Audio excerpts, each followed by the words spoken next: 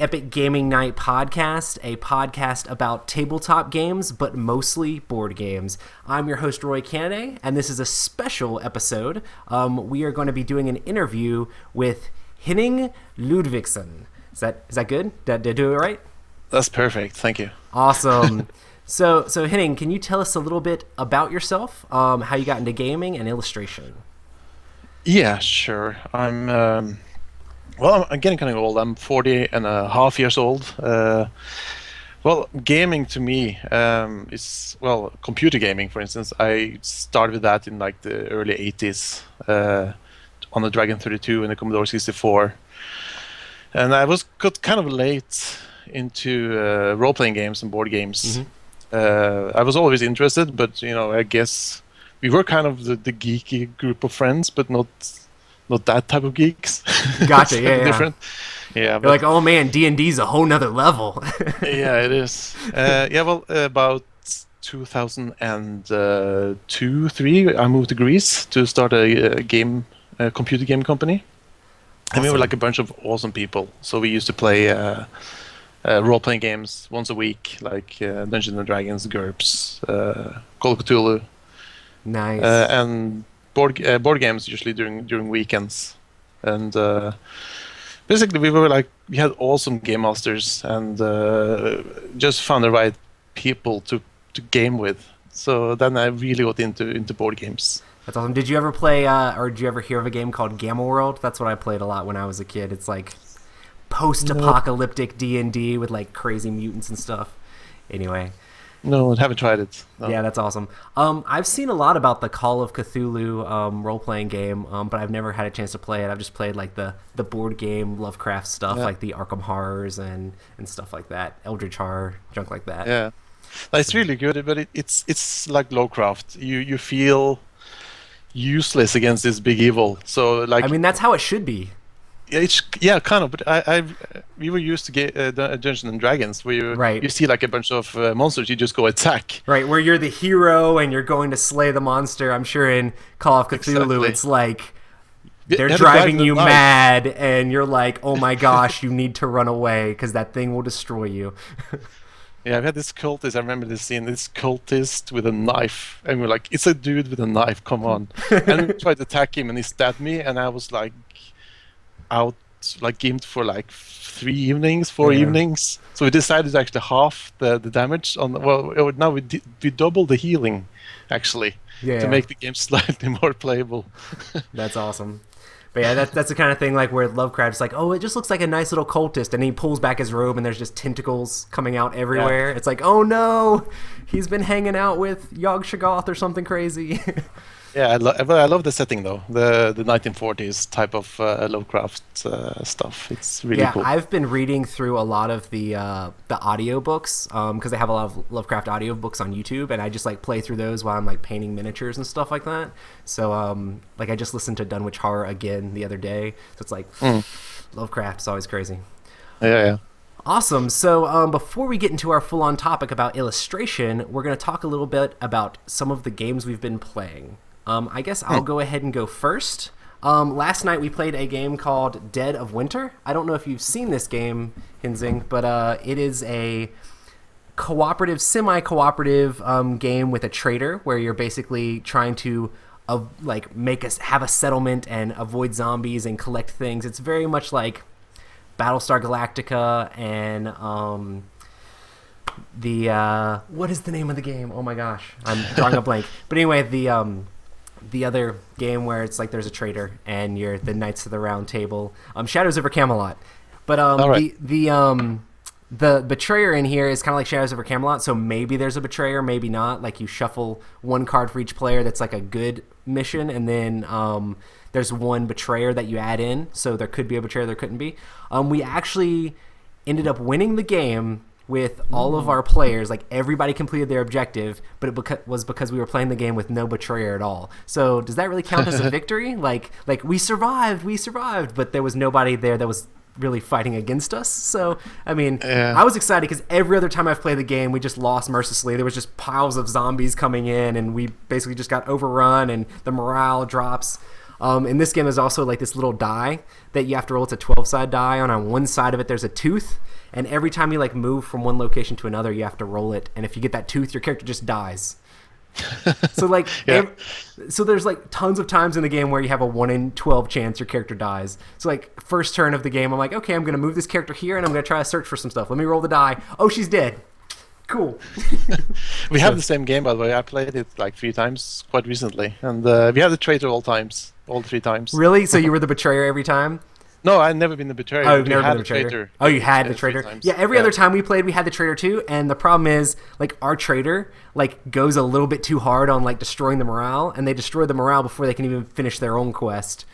So they lose also. So it's like, guys, come on, we need to like, if you're the betrayer, at least try to win the game. So, but it's a lot of fun and definitely stresses me out every time I play it. It's a good game. It's a very good game. Awesome. So, what have you been playing, Henning? We tend to go back to the same games. Like we have a bunch of games. We have the basement full of games. But we play Betrayal at House on the Hill quite often because it's simple, and every game is different. It's like the traitor thing again, and also Robo Rally. I really like Robo Rally. Yeah. And I feel like talking about Robo Rally. I guess everyone knows about this game, I guess. And the reason I really like it, it's easy to get into. It's easy for super non-geek. Like you don't have to be super geek to understand it. Yeah. And it's also fun to play if you're slightly drunk as well. It's actually more fun. And it's easy to play it pretty casually because it's just chaos the whole time with all the robots.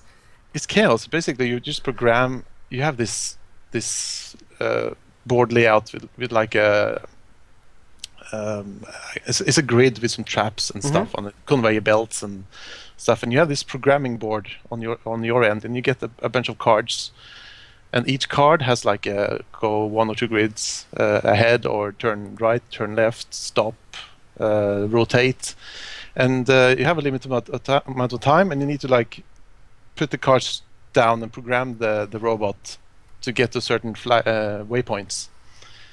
And there are lasers and stuff as well. And basically what could happen is like one robot can push the other one, and then the rest of your programming thing is going to be wrong. So that's what makes the game extremely fun, because you think you're on top of things, but you might have done a stupid mistake, and then the rest just gets messed up, and the robot just goes out of the board. How many players do you guys normally play with?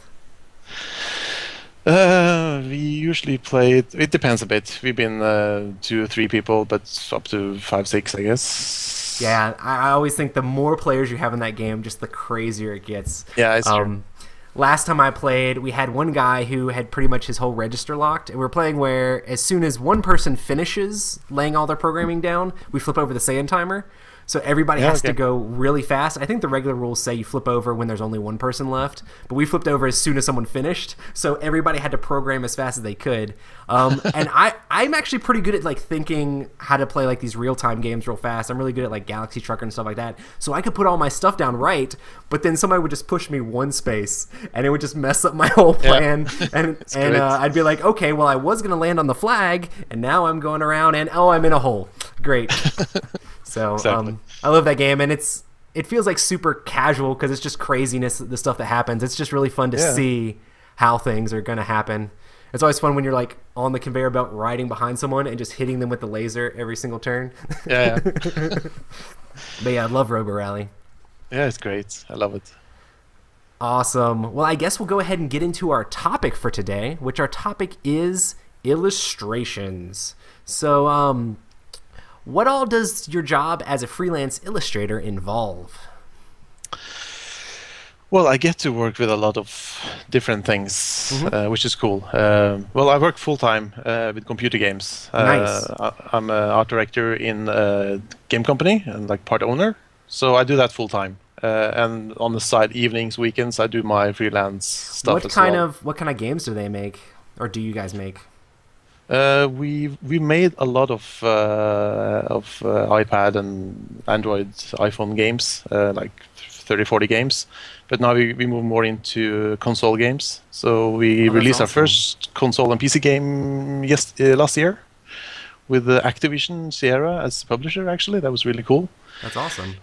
So so we're working more on console games, medium-sized. What genre would you say it is? Is it like a role-playing type thing, or is it like a first-person shooter thing, or?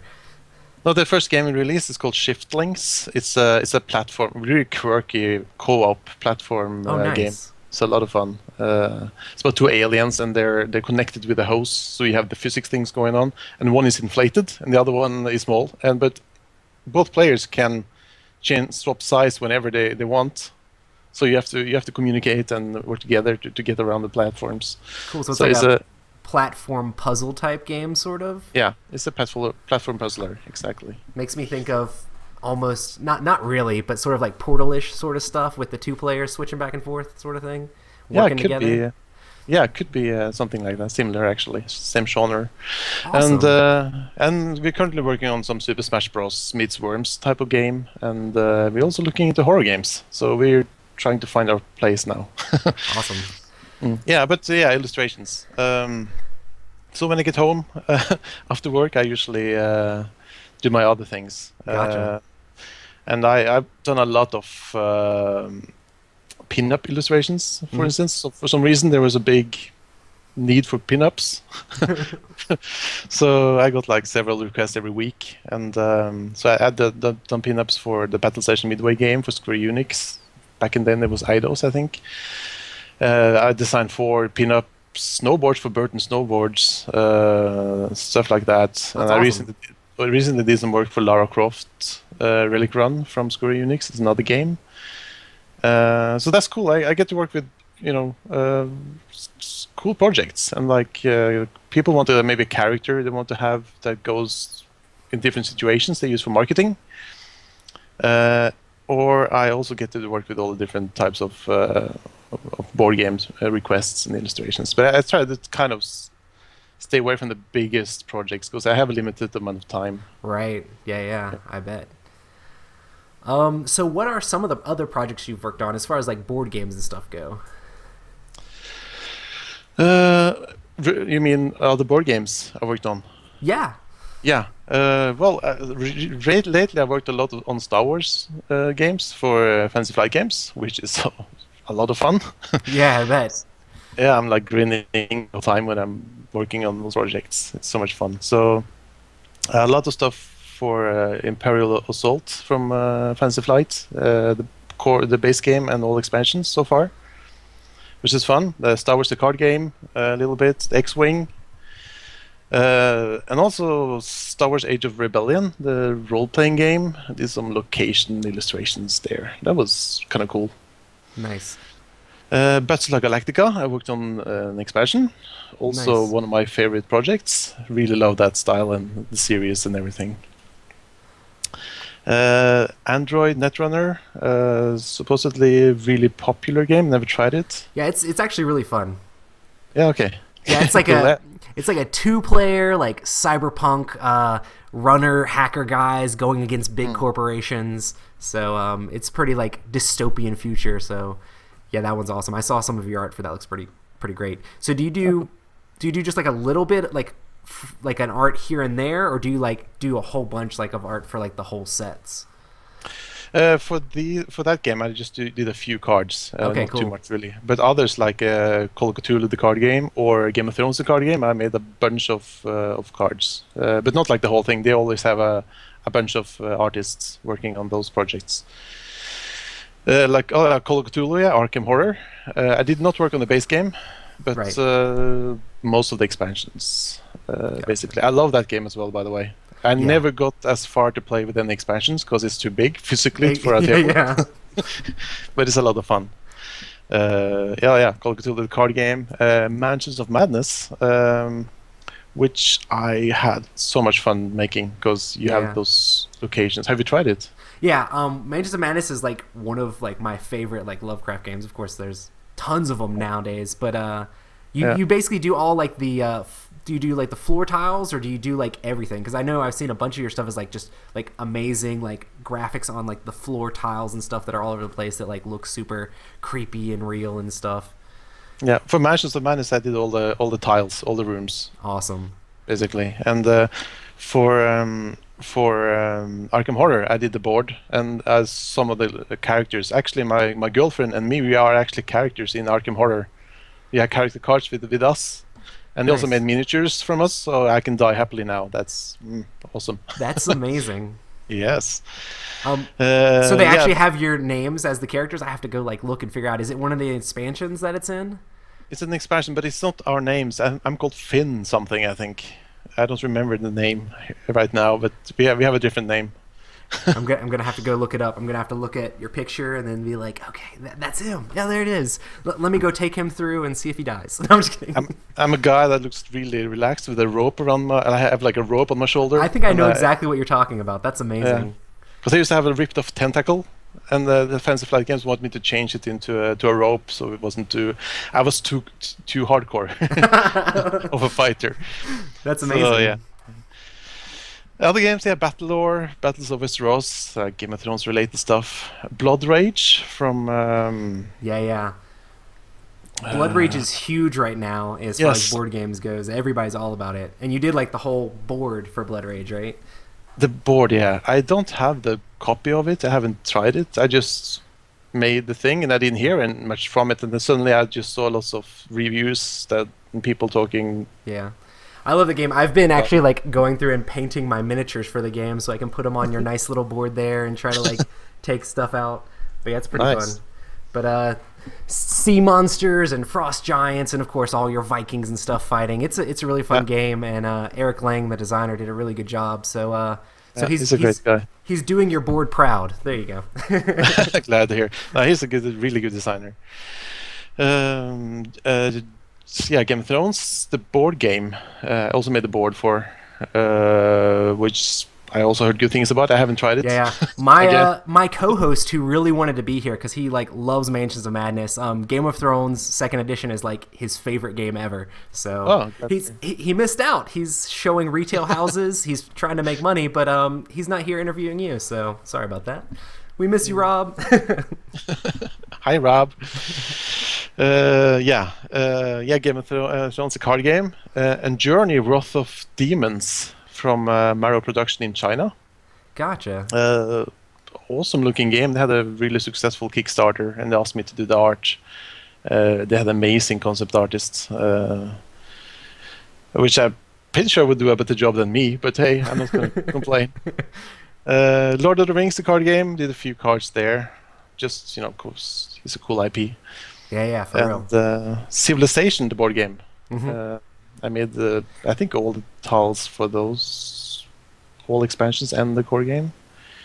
And it's Sid Meier, so that's also a thing in my Right. book. Yeah. Exactly, because you're like, I'm a video gamer, Sid Meier's, yes. Yes, of course. And some work for Warhammer 40k, like Rogue Trader. I got to do the illustration for the cover of Dark Heresy book. and Nice. that's also really cool. And a bunch of other small projects. I think I've been part of around 100 board games, so it's too many to mention. Yeah. I'm pretty sure everybody already realizes this guy's legit. Like, he knows what's going on. Because that's a lot of What? amazing board games. My first ever board game was Cave Troll from Fantasy Flight. Oh, That really? was That's ex- awesome.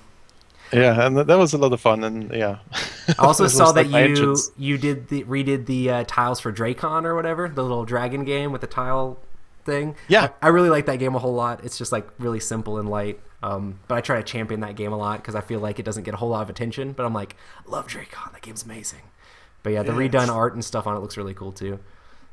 And yeah, a few other small ones is like Cave Troll, Cosmic Encounter, Dracon, like you mentioned, Dungeon Quests, Kingdoms, Merchant of Venus, Nexus Ops, Tide of Iron.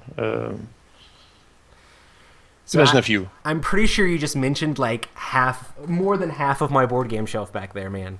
I'm pretty sure. I love your room though. Yeah, I got a couple board games, so we try to play some. So, and Fantasy Flight does an amazing job with them. So they they do a great job getting good artists. So that's why you're here. Yeah, they're really cool people to work with. Awesome. Mm. So, how important do you think good illustrations are in board games? To me, I think it's really important. Like, okay, when you play, let's say, role-playing games, you use your the most powerful computer in the world, your mind. Yes. But when you have something physical in front of you, I think it's important to feel immersed. So Hmm.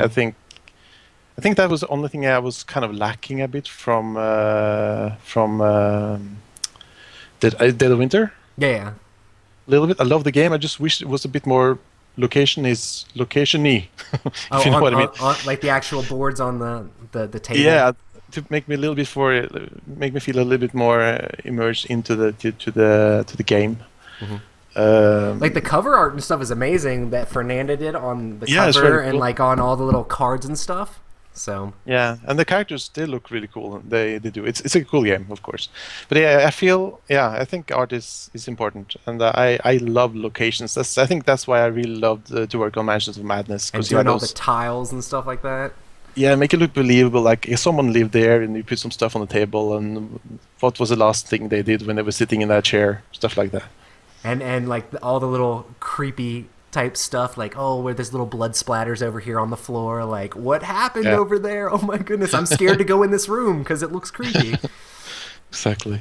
Yeah. Yeah, I think Uh, for me, illustrations are super important. I like to play all these really thematic games that like drive a story, and the visuals of being able to see the game on the table and the way the game looks is very important. Like for me personally, because I'm all about story and theme and telling a story through the game, and being able to mm, have this amazing art that just portrays the theme of the game, like really drives the game home for me. And like if the game doesn't have amazing like cover art, like it's going to be really hard for someone to pick it up. Or if like they look at the cards and they're all sort of bland, it's just kind of like I don't know if I really want to get that game. Like there's a game that's really great. Dominion is a classic deck builder that everybody loves, but mm. it's set on the shelf at a store that I work at, and I looked at it several times. It was on clearance, and I'm like, should I buy this game? I've heard really good things, but it just doesn't look like amazing. It doesn't look appealing, but like if it had amazing illustrations on it, I would have been like, this game's good, this game looks great, I'm going to pick it up. I ended up playing it and going through and getting it, but like the theme isn't like super strong because there's not amazing, beautiful illustrations throughout the whole game. So I think it really helps people to really like get attached to these games or even just pick it up off the shelf. And Yeah. that's what publishers are all about, is wanting someone to get their game. Yeah, of course, yeah. And that's to work with this stuff. It's really hard competition to be an artist Hmm.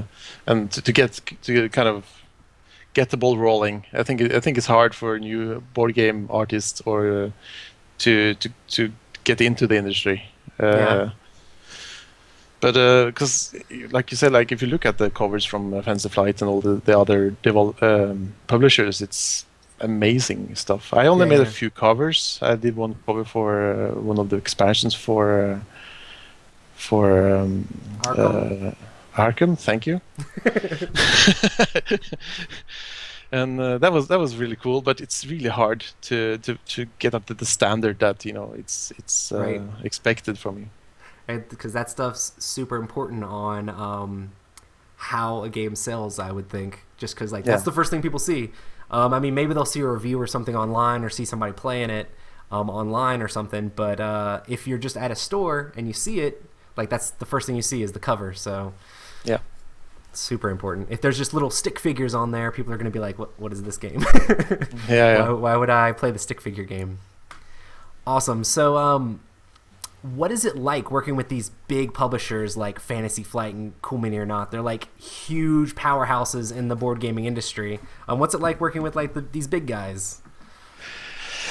Well, I've been working for Fantasy Flight for many years. I think they were not that big when I started, Right. so I think, but now they're huge, and they're all. I don't really notice much difference. They were always really nice to work with.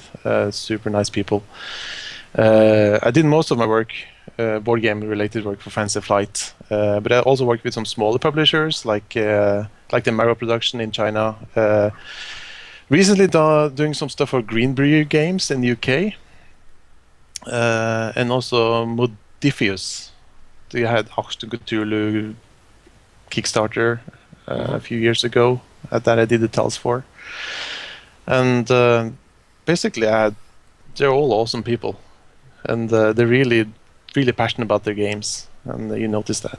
Even the big ones. Like, you would think that it gets, the bigger you get, the more distant you get to the project, maybe. Yeah. But I don't feel that at all. It's we really try to make it as good as possible, and we do revisions and make sure it's good as we want it.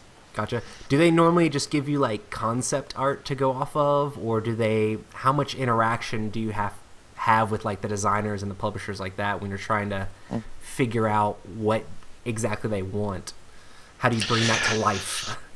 I'm a little bit spoiled there, I think, because with Fantasy Flight, they know my style. So I think when they ask me to do something, they want my style. So I don't think I ever had any concepts from Fantasy Flight games. They just give me like maybe like a line art thing with a grid and like a circle here. Here's supposed to be like this awesome thing, but they just run circle.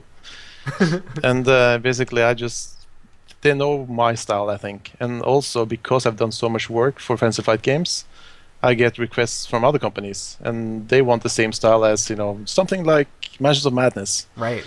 So, but like I mentioned, the Marrow production in China, they had awesome concept art, and I just try to kind of emulate it to get somewhat the same style. But they had amazing concept artists, and but they wanted my style again. So it's kind of.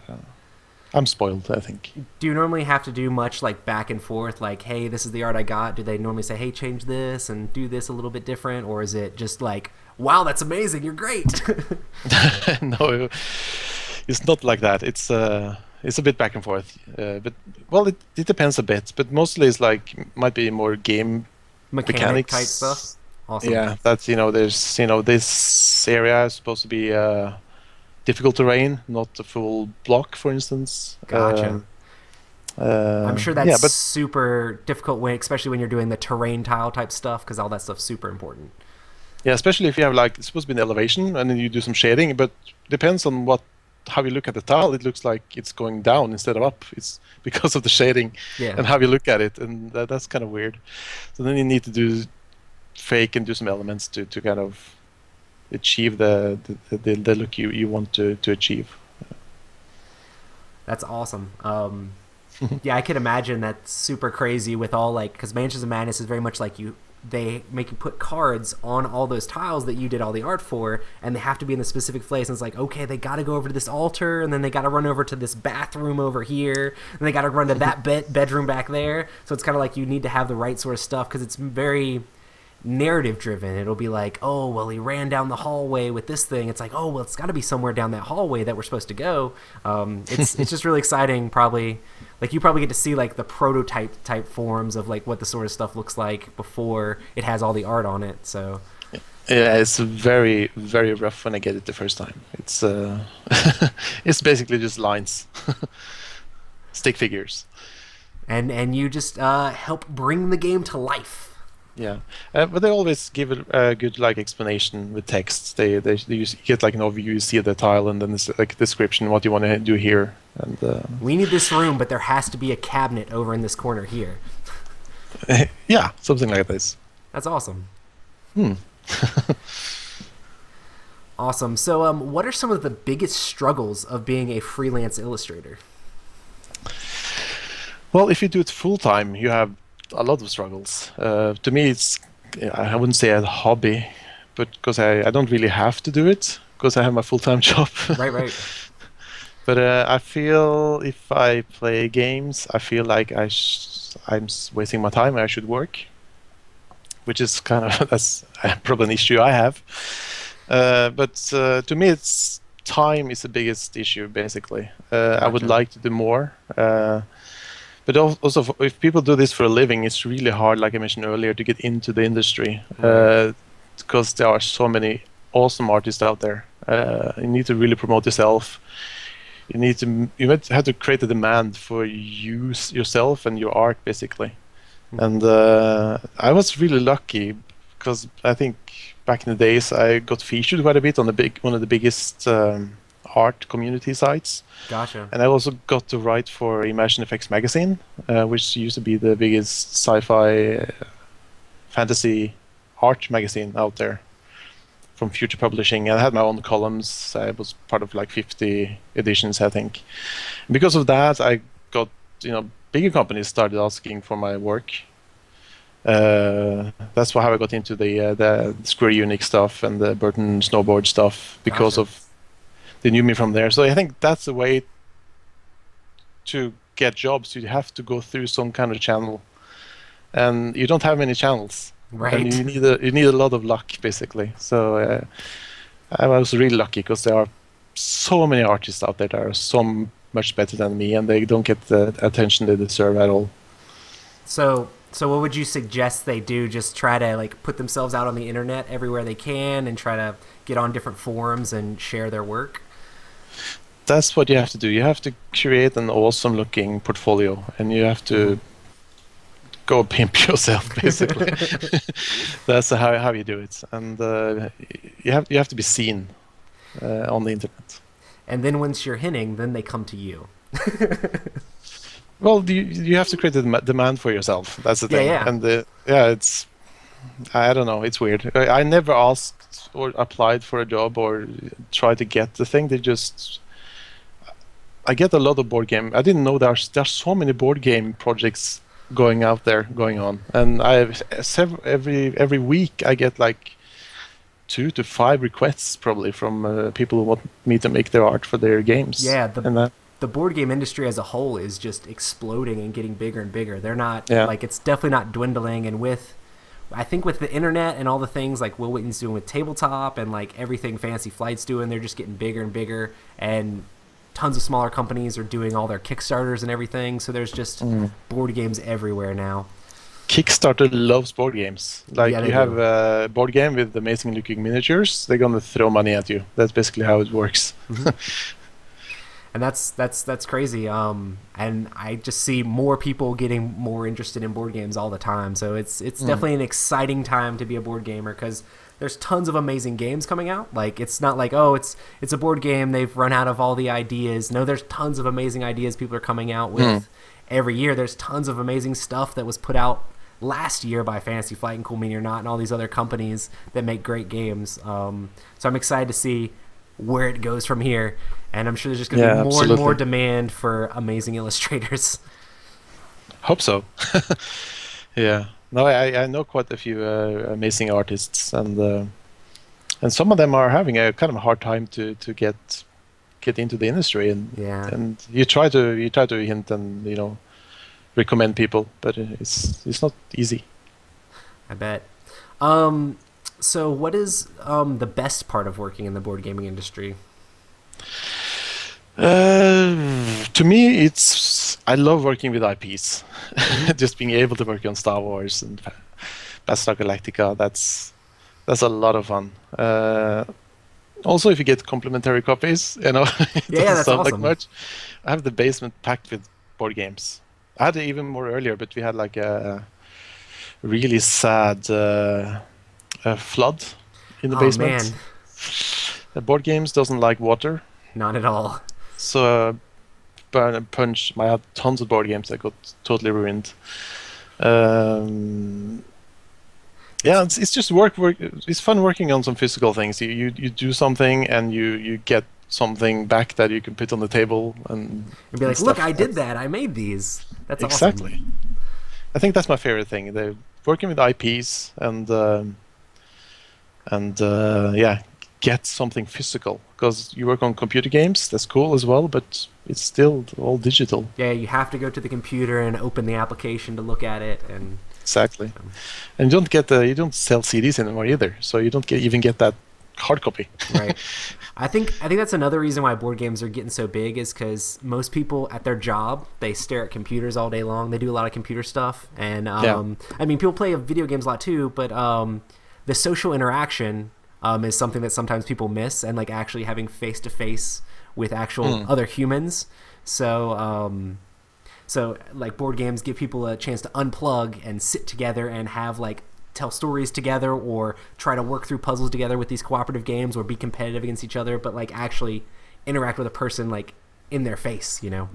Yeah. There's another reason why like the game that you were talking about is really cool, because it's a game where it's like 2 players, right? So your video game where 2 people are working together to do stuff, so it actually like brings people together as opposed to like off by yourself playing a game, you know.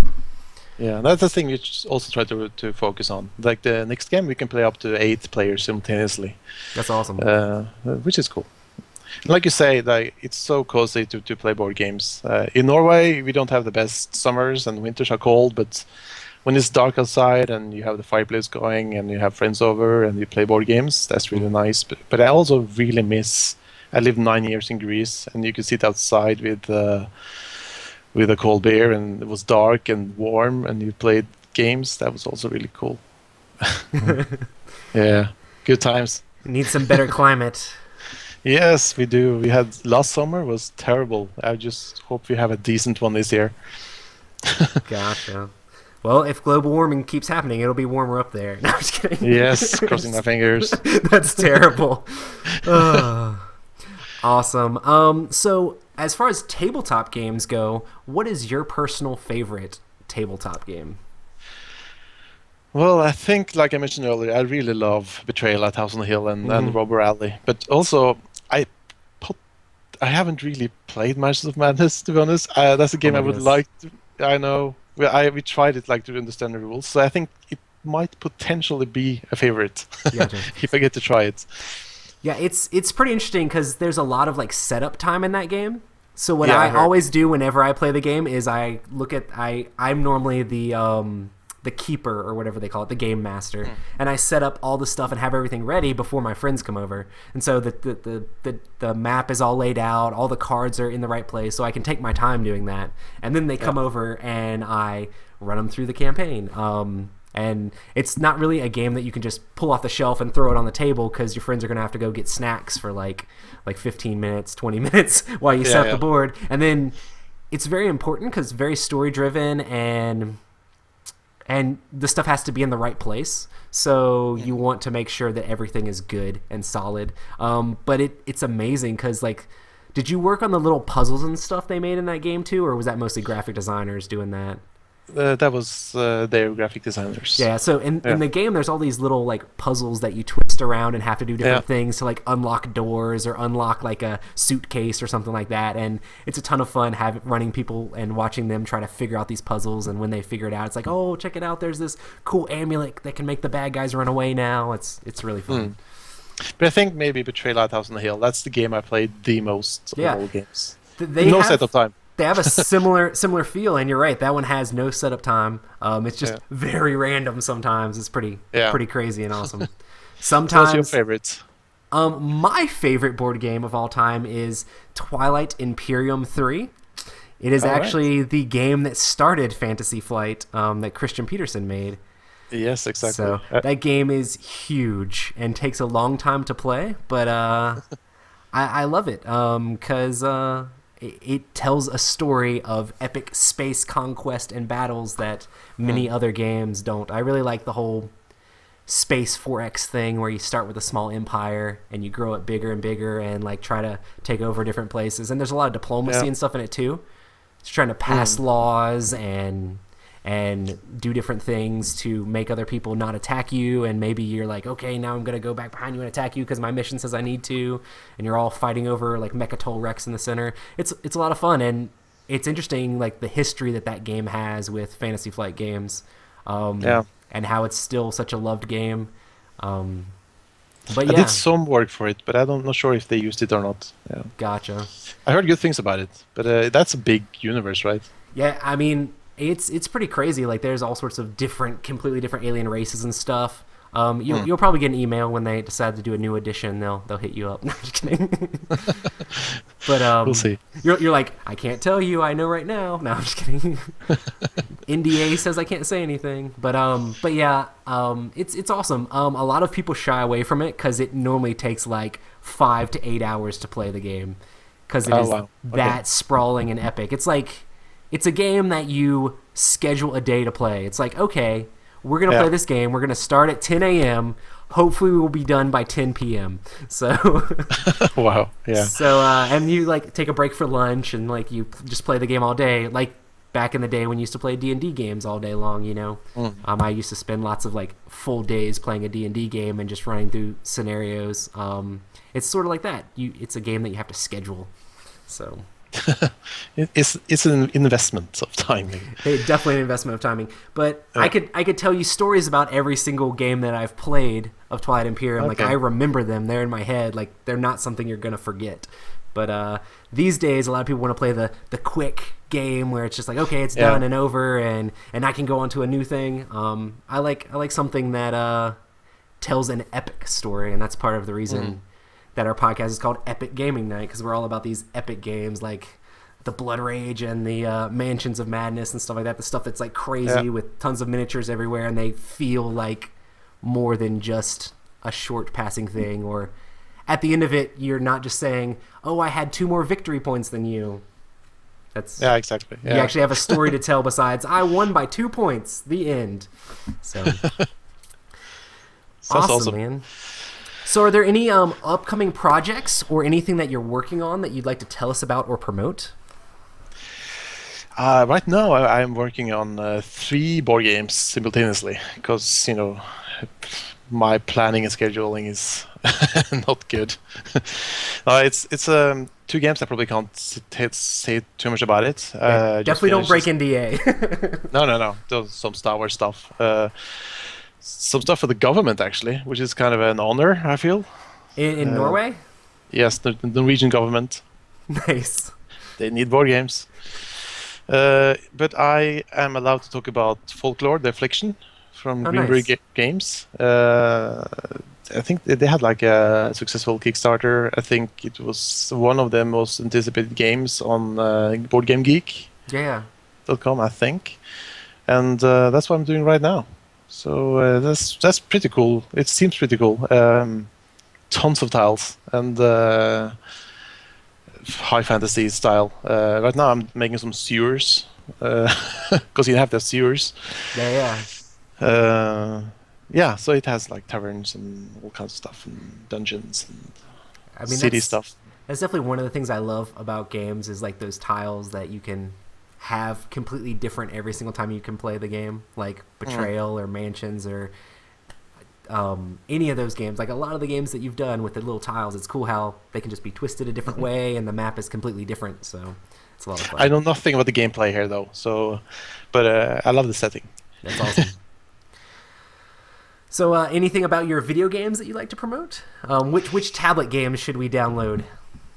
Tablet games. Or iPhone games or anything. You should download Shiftlings. It's on Xbox One and PS4 and Nintendo Wii U and Steam PC. Awesome. It's a pretty cool game. It looks cozy, but it's actually quite hardcore. It's like 50 levels plus 5 bonus levels, 55 levels. We wanted to have 3 to 4 hours of gameplay. It takes people an average of 15 hours, I think, to play through it. That's awesome. And we have voice actors from the Walking Dead games. Pretty cool stuff. That does sound awesome. Awesome. Well, I guess that's pretty much been a podcast. Is there anything else as far as illustration goes that you want to talk about? Not really. I'm really happy to talk about illustrations because I have to say it's not often you get, especially with board games, you get kind of ignored as a board game artist quite often. It's like the designers, of course, they make an awesome game, but I think the board game artists often get like in the background a bit, I feel. So it's good that you want to talk with someone.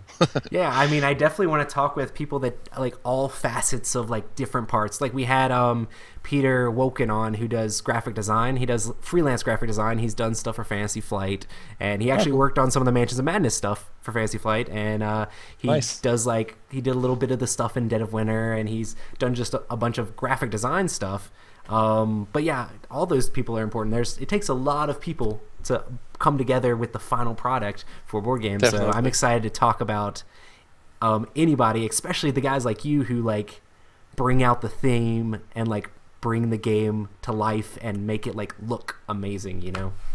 Yeah, no, I think it's so fun to work on locations. That's why that's like the same with the folklore, the affliction game. It's like a bit like Mansions of Madness. You have very specific rooms and locations, and I can really go into detail and add little stories of my own. I really need you to get with who is it? Wizards of the Coast and redo all the tiles and everything and the artwork for Betrayal at House on the Hill. That would be amazing. You just need to call them up and be like, "Hey guys, we're gonna redo this," because everybody like loves that game. But one of the things they've said is they came out with a second edition and it was kind of like they're like, "Oh, second edition," and it was still like sort of the same sort of quality. So it's the same. Yeah. No, it looks okay, but yeah, I actually thought about it. I would have loved to redo that one. That would be awesome. Awesome. Okie doke. Well, I guess that's pretty much going to be a podcast for us, guys. Thanks so much for tuning in and checking us out. Make sure to check out Henning at your website. What is your website? My website is www.henningludvigsen.com. Nice. That didn't make it easier. I mean, you can check it out in the show notes if you want to. We'll have a link there that you can click, and also we'll tweet it out too, so you guys can find it. We stream these normally every Tuesday night at 9 p.m. Eastern Standard Time. This is a special edition of the podcast to help with time zones. Also, make sure to check us out on our Twitter and Instagram at Epic Gaming Night, and make sure to like, follow, and subscribe on all of our different social medias, and hit us up on iTunes with reviews and Facebook. Awesome. Where else could they find you, sir? I'm on Instagram. I post quite a few board game related stuff there. Same thing as my website, Henning Ludvigsen, in one word. Twitter, Henning_art. That's it. And Facebook, of course. Awesome. Thanks so much for coming on. It's been a blast. I was super stoked to talk to someone who's done such amazing work on these great board games that I'm really a huge fan of. Thank you so much for having me. It's really appreciated. Awesome. Okay, so we're still streaming live, and I'll just leave that part, and that all will be on the audio for the podcast. And I'll send you links to all the different stuff so you can check it out if you want to look at it, or send it out to any of your followers or anything like that, so they can be like, "Hey, I did an interview with this guy." So will do. That's my first interview ever, so awesome. I was kind of crazy. Like, I was like, "Holy smokes, this guy does amazing stuff," and he's all nervous about coming on our podcast. What? I'm nervous talking to this guy. His stuff is great. Yeah, that was a good experience. Thank you. That was nothing to be afraid of. Awesome, man. Well, we try to keep it pretty low-key and casual and just have fun, so... Yeah. It's pretty easy to talk to fellow gamers or people that are interested in that sort of stuff, so... Yeah, I agree. The thing is, I wish I was playing more games than I do, because I have limited time. Yeah, I'm always nervous, like, can I talk about this? Because I don't play that much. Should I play more? Yeah. But I haven't. I have a genuine interest, so I guess you get far with that. Yeah, that's awesome. And I mean, some of those older games that have been around forever are still amazing. Like Robo Rally, freaking Richard Garfield, the guy who made Magic the Gathering, made that game. It's awesome. Yeah. So, okie doke, man. Well, I guess I'm going to turn off the stream. And I guess we will see you guys next time.